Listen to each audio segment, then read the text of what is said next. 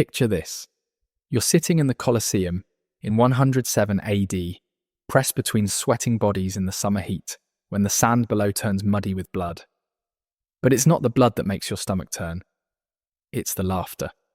50,000 Romans are roaring with delight as a young Dacian prisoner, maybe 16 years old, tries desperately to hold his intestines inside his belly while a starved bear circles him for another attack. His mother, captured in the same raid, is chained just out of reach, forced to watch her son's organs spill onto the sand. And this is just the morning warm-up act.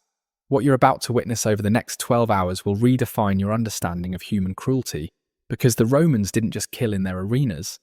They transformed death into an art form so elaborate that it makes modern horror films look like children's stories.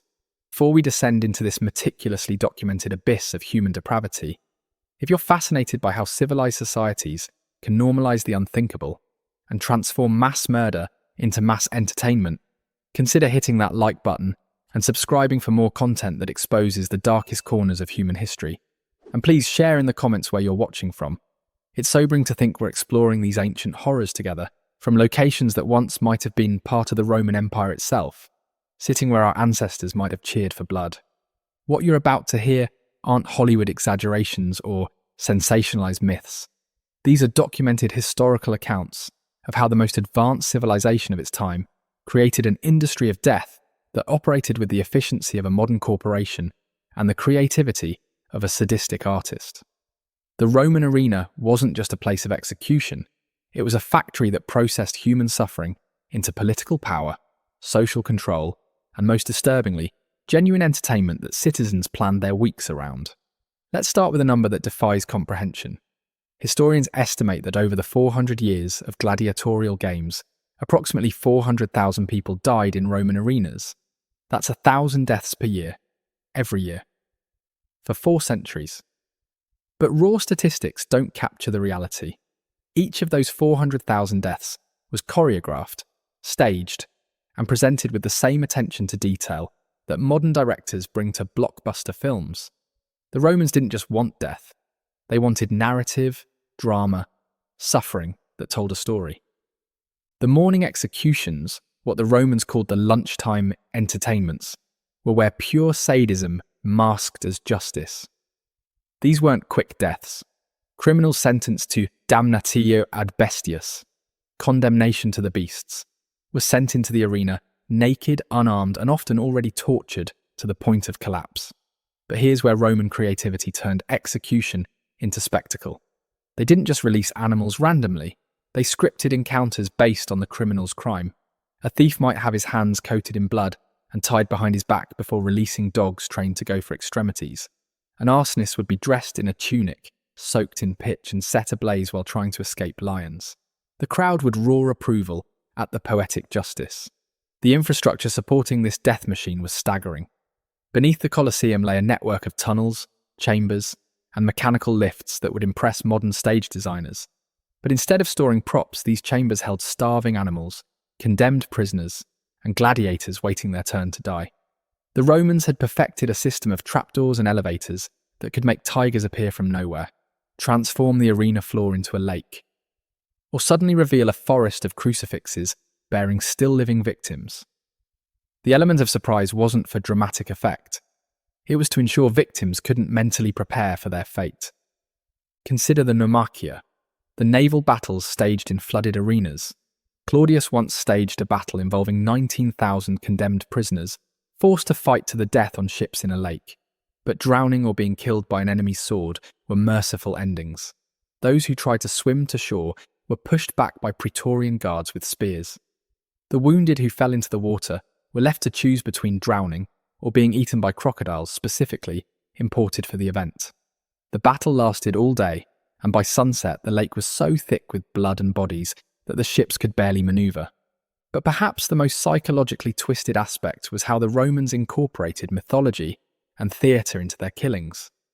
They forced condemned prisoners to literally act out myths that ended in gruesome deaths. A criminal might be dressed as Icarus and given wings made of feathers and wax, then pushed from a high platform to smash onto the arena floor, teaching the crowd about the dangers of hubris while entertaining them with a real death.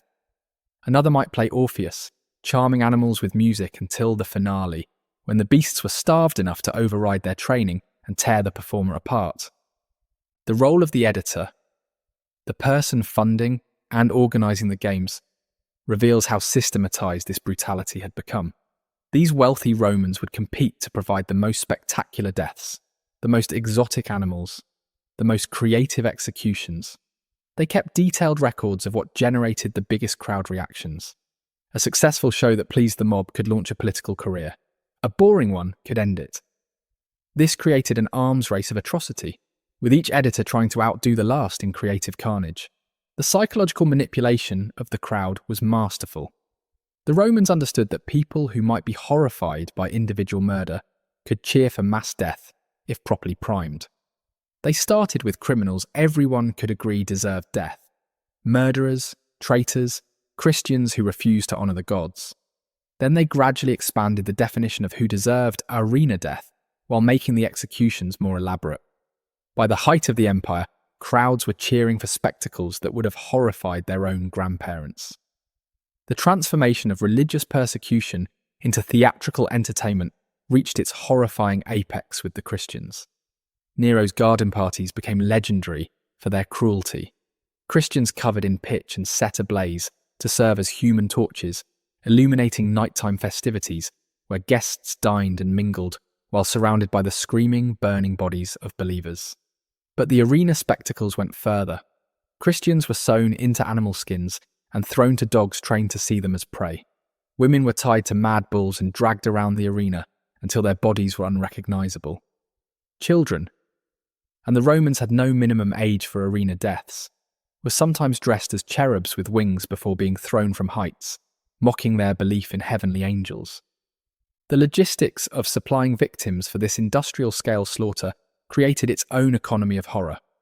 Professional slave traders specialised in arena fodder, travelling to the edges of the empire to buy or capture suitable victims.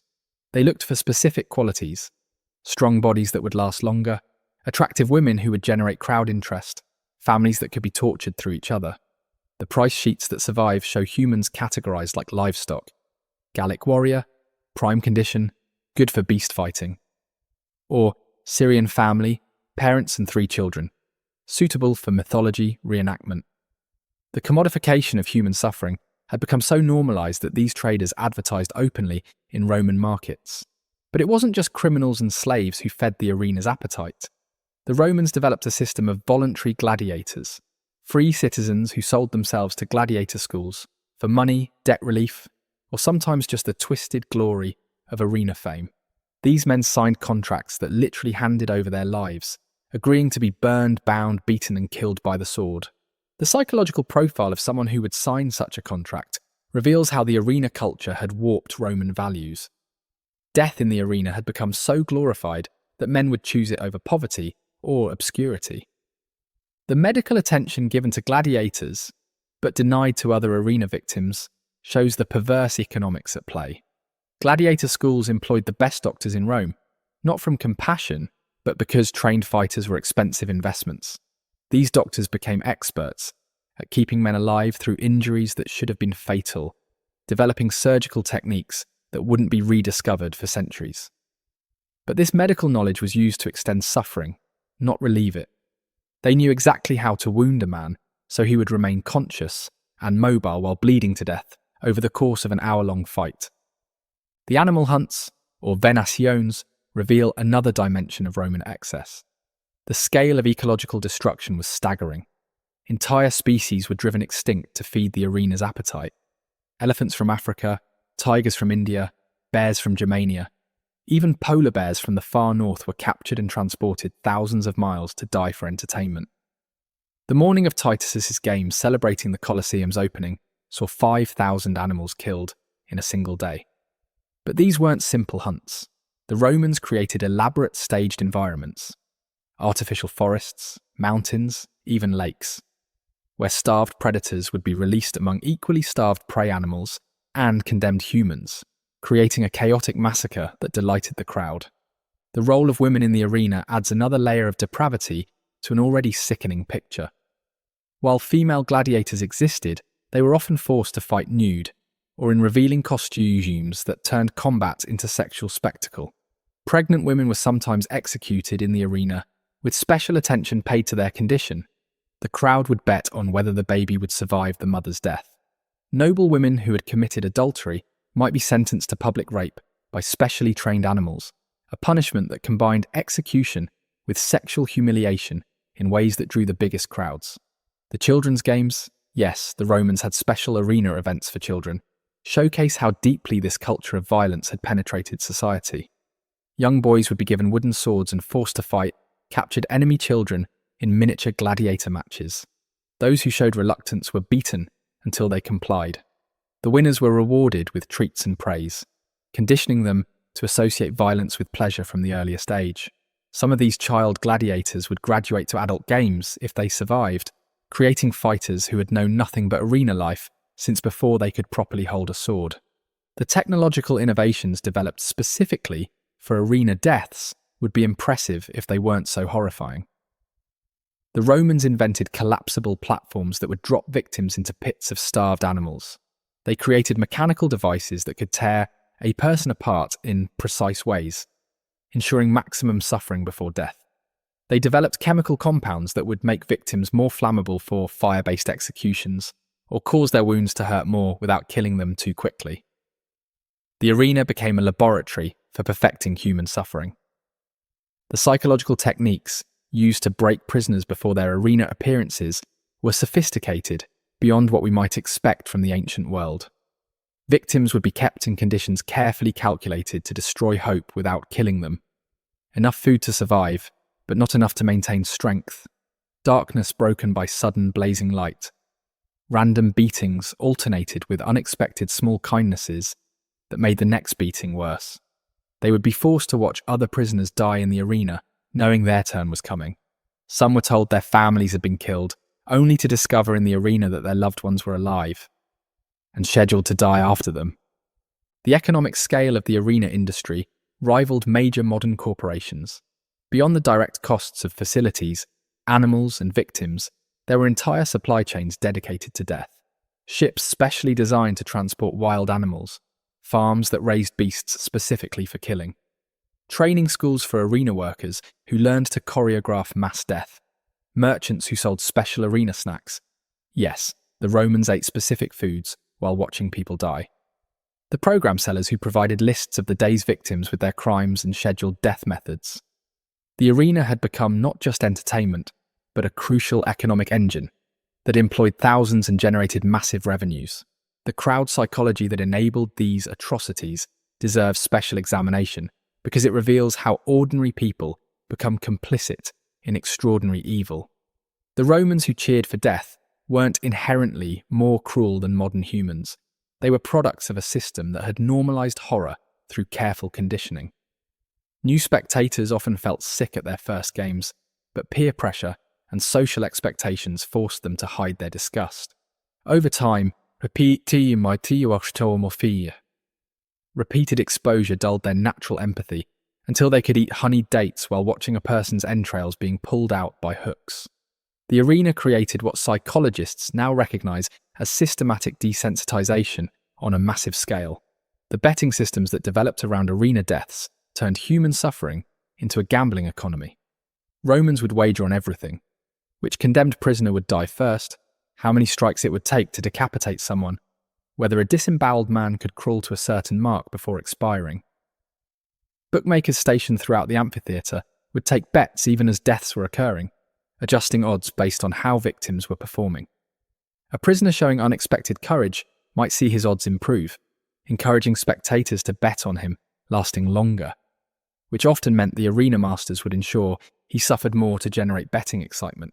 The special games held for imperial celebrations showcase the political weaponization of mass death. When Trajan conquered Dacia, his victory games lasted 123 days and involved 10,000 gladiators and 11,000 animals. But the numbers don't capture the calculated cruelty.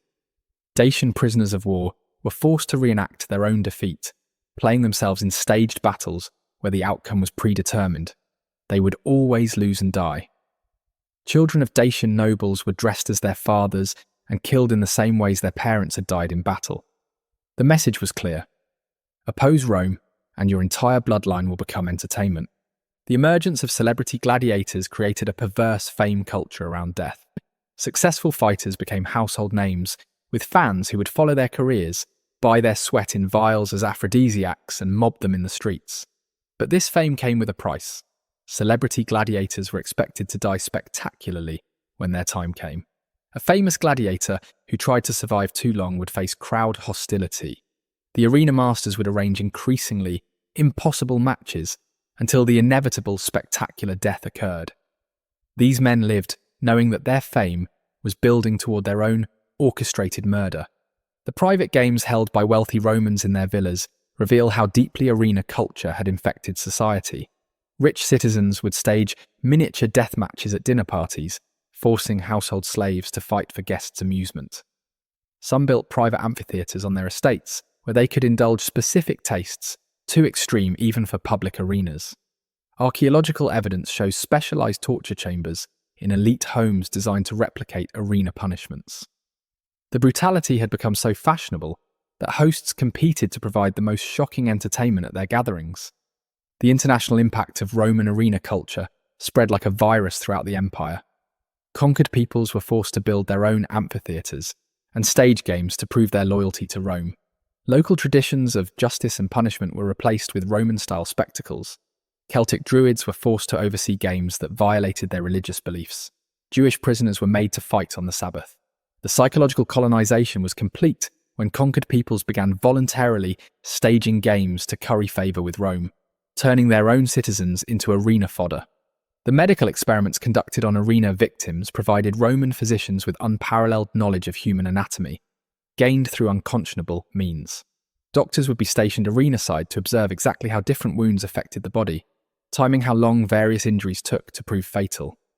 They documented which organs could be damaged without immediate death, how much blood loss a person could survive, what positions prolonged or shortened suffering. This knowledge, recorded in medical texts that survived into the Middle Ages, advanced Roman surgery, but at a cost that transforms healing knowledge into something tainted. The seasonal calendar of death reveals how integrated arena schedules became with Roman life. Spring brought the Floralia Games featuring naked women fighting wild boars. Summer's heat made the smell of death worse but didn't decrease attendance. Vendors sold scented water to splash on yourself when the stench became overwhelming. Autumn games focused on reenacting military victories with enemy prisoners. Winter featured fire-based executions that warmed the crowd. Romans planned their years around these death festivals, the way modern people plan around holidays. The corruption of Roman religion through arena practices created theological justifications for atrocity. Priests declared that the gods demanded blood sacrifice through the games. Religious ceremonies were incorporated into the killing: prayers before executions, sacrifices between events, blessings over the weapons that would take lives. Some games were dedicated to specific gods with themed deaths: drownings for Neptune, burnings for Vulcan, beast attacks for Diana. The merger of religion and murder made opposition to the games seem like impiety, silencing moral objections through divine authority. The generational impact on Roman society was profound. Children raised on arena violence showed increased aggression, decreased empathy, and a casual attitude toward death that shocked even their elders. Teachers reported students reenacting arena scenes during play with disturbing accuracy. Young Romans collected gladiator memorabilia the way modern children collect sports cards, but these depicted real deaths in graphic detail.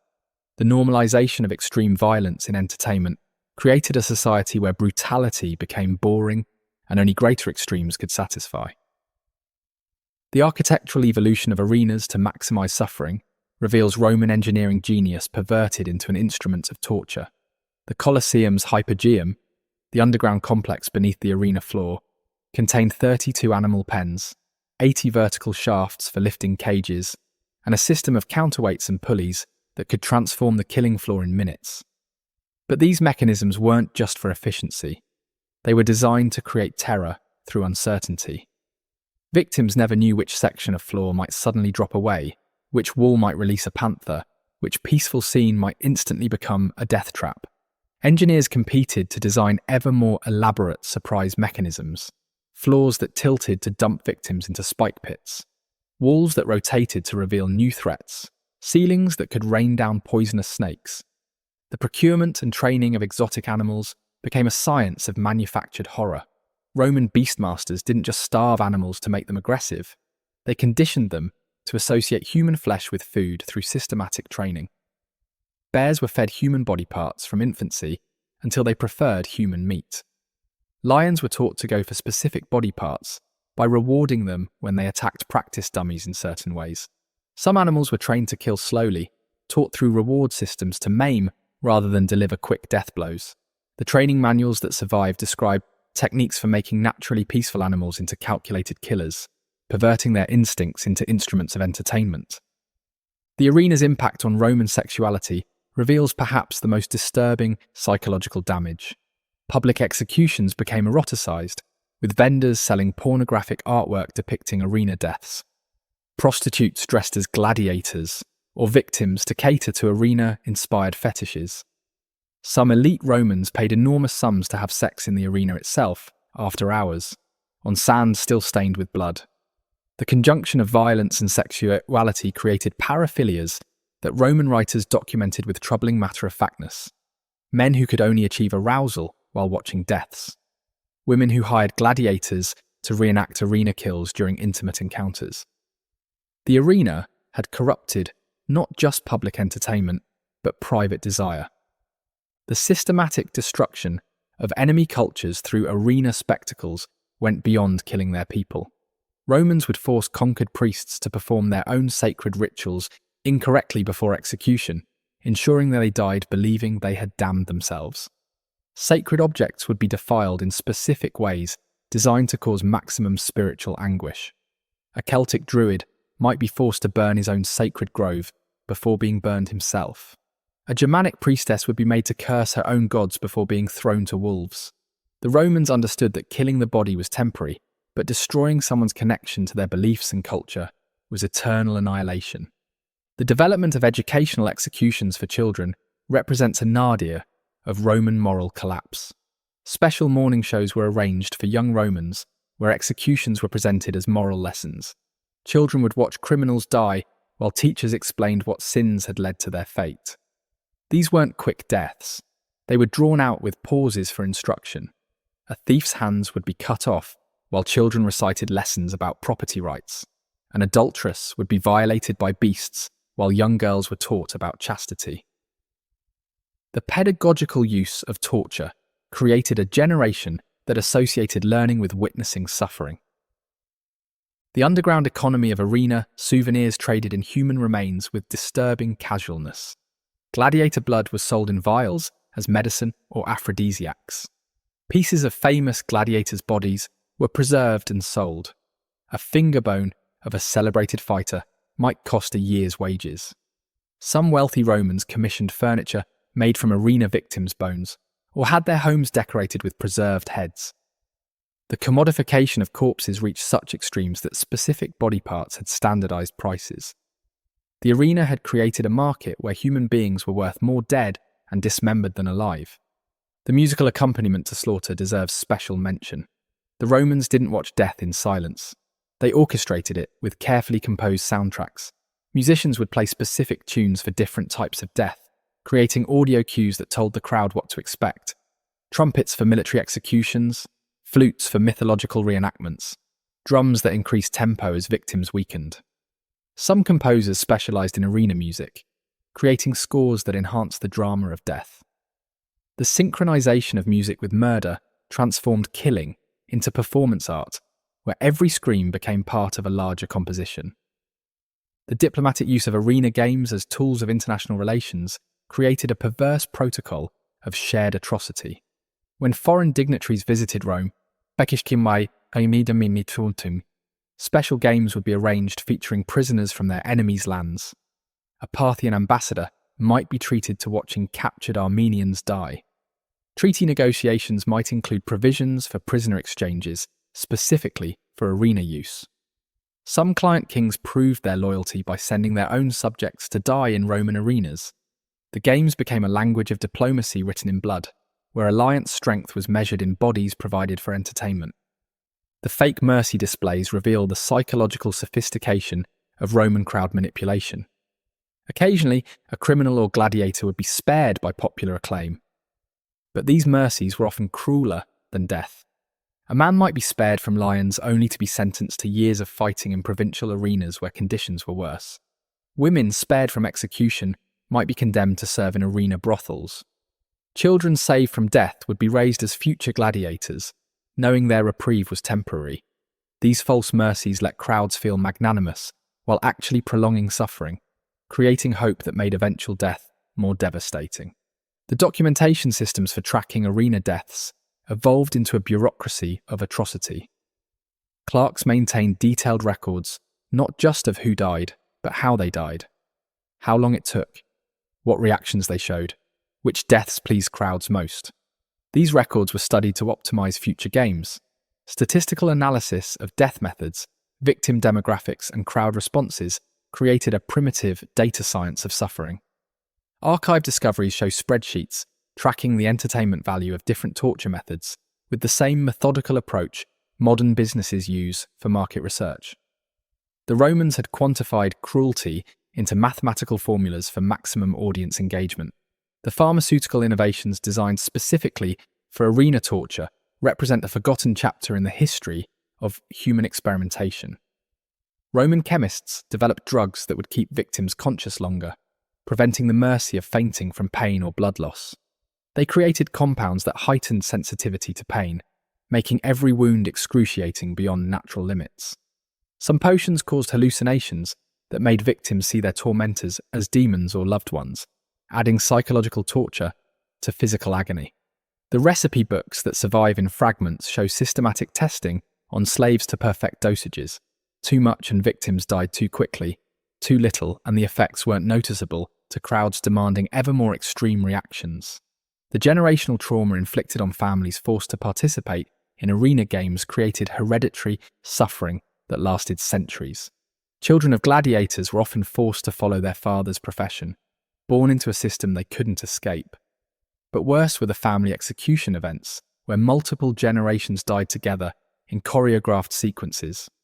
Grandparents would be tortured while grandchildren watched, then parents while their children waited their turn, creating cascading trauma that destroyed entire bloodlines in a single afternoon.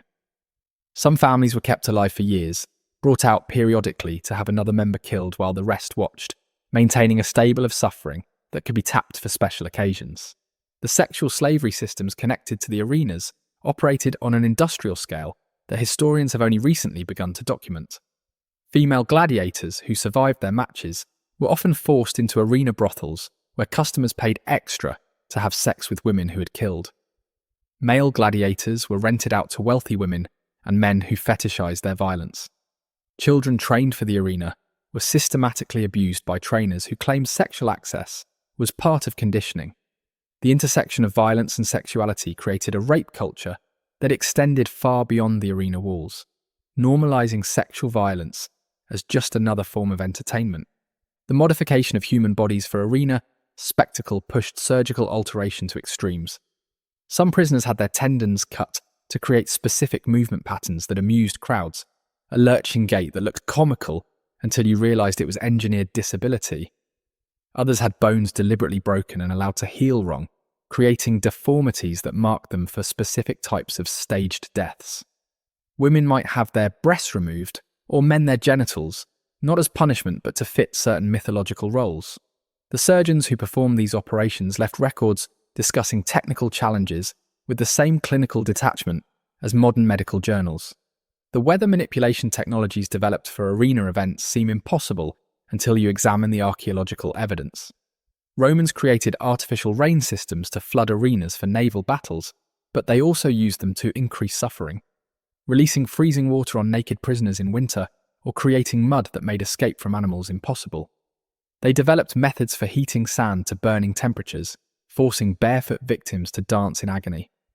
Wind machines created sandstorms that blinded fighters and audiences alike, adding environmental torture to direct violence. The engineering required was remarkable, all devoted to making death more varied and terrible. The corpse disposal systems reveal the industrial scale of arena killing through their horrific efficiency. Bodies were processed through underground channels where teams of slaves sorted them by category: gladiators for honourable burial, criminals for mass graves, Christians for burning, valuable body parts for sale. The logistics required rivaled major military operations. On busy days, specialised carts ran on scheduled routes, removing bodies between events. Lime pits dissolved thousands of corpses to prevent disease. Some estimates suggest the soil around major amphitheatres is still contaminated with human remains so concentrated that nothing grows properly. Death so thick, it poisoned the earth itself. The psychological profiles of arena workers who spent their lives facilitating death show occupational trauma on a massive scale. Executioners developed dissociative disorders, describing feeling like they watched themselves kill from outside their bodies. Animal handlers reported nightmares where beasts they'd trained turned on them. Arena slaves tasked with collecting body parts often went mad, found talking to severed heads or arranging organs in patterns. The Romans recognized this occupational hazard and rotated workers, but only to maintain efficiency, not from mercy. Retired arena workers were often homeless madmen, broken by what they'd seen and done, living reminders of the psychological cost of institutionalized murder. The influence of arena culture on Roman military tactics created feedback loops of increasing brutality. Generals began staging battles for visual impact rather than strategic efficiency, sacrificing tactical advantage to create spectacles that would impress when reenacted in arenas. Soldiers were trained not just to kill, but to kill entertainingly, learning showy moves that worked better in amphitheatres than battlefields. Some historians argue Rome's military decline partially stemmed from this corruption of martial purpose. When your army trains to entertain rather than win efficiently, eventual defeat becomes inevitable.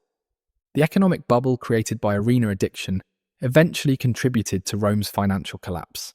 Cities bankrupted themselves, building ever larger amphitheatres. Wealthy citizens spent fortunes on private games that yielded no productive value. The human cost was staggering. Millions of productive people killed for entertainment, entire regions depopulated to feed arena demand.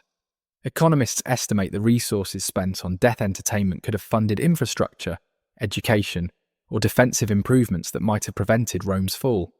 Instead, the empire ate itself alive, consuming its human capital in an orgy of violence that produced nothing but momentary satisfaction and lasting trauma. The final decades of widespread arena games saw desperate attempts to revive fading interest through increasing extremes. Crowds jaded by centuries of death required ever more elaborate spectacles.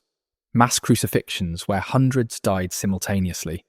Chemical weapons that killed through mysterious means that frightened even hardened spectators. Children forced to execute their own parents. Pregnant women cut open to show babies dying in wombs. The end point of normalised violence was complete desensitization. When everything has been done, nothing satisfies. The very excess that made arenas popular eventually made them boring, a fitting end for an institution built on escalating atrocity. The collapse of the arena system didn't come from moral awakening, but from practical impossibility. By the 5th century, the infrastructure of death had become unsustainable. The exotic animals were extinct or too expensive to transport across a crumbling empire. The supply of prisoners dwindled as Rome lost the wars that had fed its appetite for victims. The crowds themselves had fractured. Christians who had once died in arenas now had political power to restrict games, while pagan holdouts couldn't afford the massive spectacles of the past. The last recorded gladiatorial contest in the Colosseum occurred in 438 AD, ending not with a bang but with a whimper, a few dozen fighters performing for a half-empty arena, shadows of the spectacular massacres that once defined Roman entertainment. But the psychological damage inflicted by centuries of normalised atrocity couldn't be undone by simply closing the amphitheatres. Archaeological evidence from the post-arena period shows spikes in private violence, as if the bloodlust cultivated for generations needed new outlets. Former gladiators became bandits or mercenaries, applying their skills outside legal frameworks. Arena workers turned their expertise in death to assassination and torture for hire. The infrastructure of suffering found new purposes. Amphitheatres became fortresses, beast pens became prisons. The underground chambers designed for processing corpses adapted for other grim uses.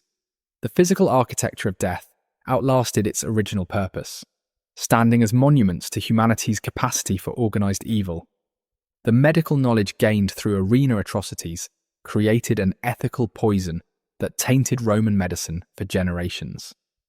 Physicians trained by observing arena deaths possessed unparalleled understanding of trauma, but their knowledge came from witnessing, and sometimes facilitating, deliberate torture.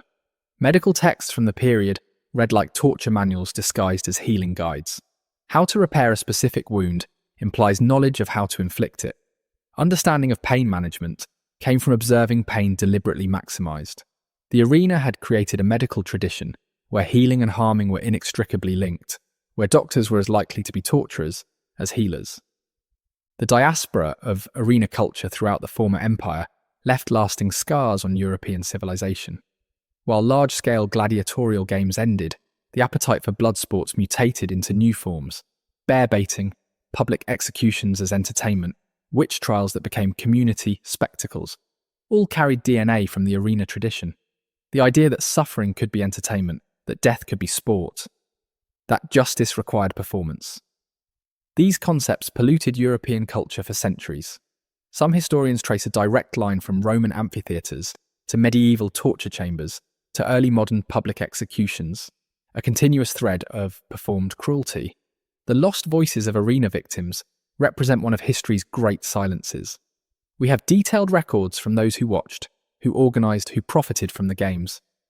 But the millions who died left almost no testimony. Occasionally, archaeologists find graffiti scratched in holding cells, final messages from people about to die for entertainment. Marcus remembers his mother. The gods have abandoned us. I was innocent. These fragmentary voices hint at an ocean of human experience that was systematically erased. Every spectacular death that thrilled crowds was a universe of memories, hopes, and connections destroyed for momentary amusement. The genetic impact of arena slaughter can still be detected in European populations. Entire tribal groups were exterminated in arenas, their genetic lineages ending in sand and screams. The systematic killing of young men from conquered territories created gender imbalances that altered breeding patterns for generations. Some regions never recovered their pre-conquest populations because so many were fed to Rome's appetite for death. DNA studies show mysterious gaps in genetic diversity that correspond to periods of intense arena activity, scientific proof that entertainment can literally erase peoples from existence. The philosophical corruption required to justify arena games polluted Roman thought and influenced Western philosophy in subtle but persistent ways. Stoic philosophers who preached virtue also rationalized watching humans die as character-building exercises in confronting mortality. The concept that some lives matter less than others, that entertainment value could outweigh human worth, that suffering could be deserved based on birth or status. These toxic ideas were refined in arena culture and transmitted through Roman legal and philosophical traditions into modern thinking. Every time we dehumanize others for entertainment, we echo arena logic, the economic model of the arena, profiting from human suffering as spectacle, established patterns that persist in modified forms. From public executions that sold tickets to freak shows that displayed human difference for profit to modern media that monetizes tragedy, the arena's business model of commodified suffering survived its original context. The Romans proved that people would pay to watch others suffer, creating a market that entrepreneurs have exploited ever since. The distance between gladiatorial games and certain modern reality shows is smaller than we might comfort ourselves by believing. The arena system stands as history's most extensive experiment in organised sadism, proving that atrocity can be institutionalised, industrialised, and integrated into daily life until it seems normal. It demonstrates that there is no level of cruelty that humans can't learn to tolerate and even enjoy given proper conditioning. It shows that civilization and savagery aren't opposites but can coexist, with advanced engineering and systematic barbarism operating hand in hand. It reveals that entertainment and evil can merge so completely that people will plan family outings around watching children fed to bears. But perhaps most importantly, the arena system warns us about the incremental nature of moral collapse. Rome didn't begin with massive spectacles of choreographed death. It started with simple gladiatorial contests at funerals, evolved into public entertainment, then escalated continuously as each generation pushed boundaries further. The distance from honouring the dead with combat to torturing families for amusement was travelled one small step at a time, each slightly worse than the last, each normalised before the next expansion of cruelty. The Romans never woke up and decided to become monsters. They became monsters so gradually, they never noticed the transformation. The empty arenas that dot the former Roman Empire stand as monuments to humanity's darkest capabilities. Tourists take photos where millions died for entertainment, often unaware they're standing on ground soaked with forgotten blood. We preserve these structures as architectural marvels while forgetting that they were engines of atrocity. But perhaps that's fitting. The denial of horror, the transformation of massacre sites into tourist attractions, the forgetting of victims while celebrating the civilization that killed them. In our amnesia about arena atrocities, we repeat the Roman pattern of normalizing the unthinkable. The games may have ended, but the human capacity for transforming suffering into spectacle remains eternal, waiting for the next society to discover that people will pay to watch others die, and that in paying, they slowly kill something essential in themselves.